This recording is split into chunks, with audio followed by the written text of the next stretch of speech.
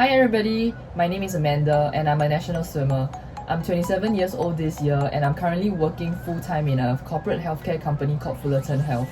And I've graduated from NTU, Nanyang Technological University, and I have a degree in sports science and sports management.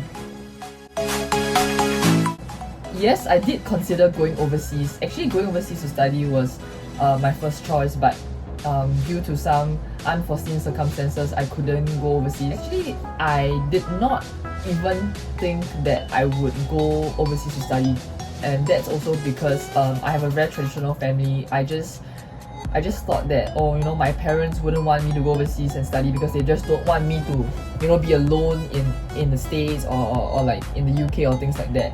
But as I became better in my sport and things like that, the college in the US actually offered me full scholarships to go over to study. But at that point of time, there were a lot of rules and regulations with regards to the NCAA, the National Collegiate Athletics Association, I think. It's an association that manages the collegiate sports in the US. There were some rules and regulations where I didn't meet just because I was competing at kind of like a professional level, and they had rules between amateurs and professional levels. And in the end, we figured that it wasn't a good plan for me to go over.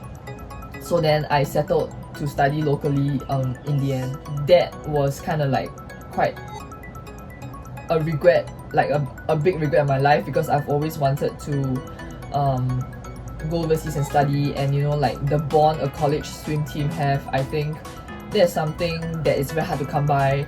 But then again, life is such, and a lot of things happen, and we just have to adapt and overcome and see how we can make the best out of it. And the grass is always greener on the other side. I still graduated with a good degree. I still have a job that I like, I love.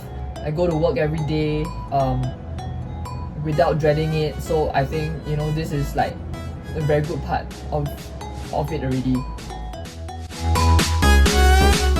I think some of the benefits of studying locally, it's for sure that you're closer to home.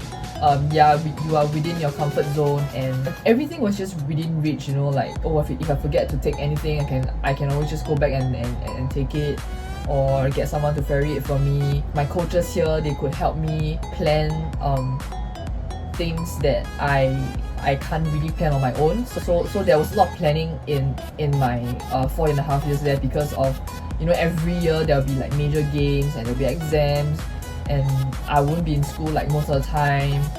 So I'm not sure if an overseas university will put in so much effort to help me catch up on my work, or like come up with like makeup exams, push exam date earlier for me to take, because it's a lot of work to do that. And I think being here locally, it's just easier to get things done sometimes. And obviously you go overseas, you get a lot of different things as well. Like you get exposed to living on your own, you become more independent. I mean, same, like I stayed in hall in NTU as well. Like you get to learn independence.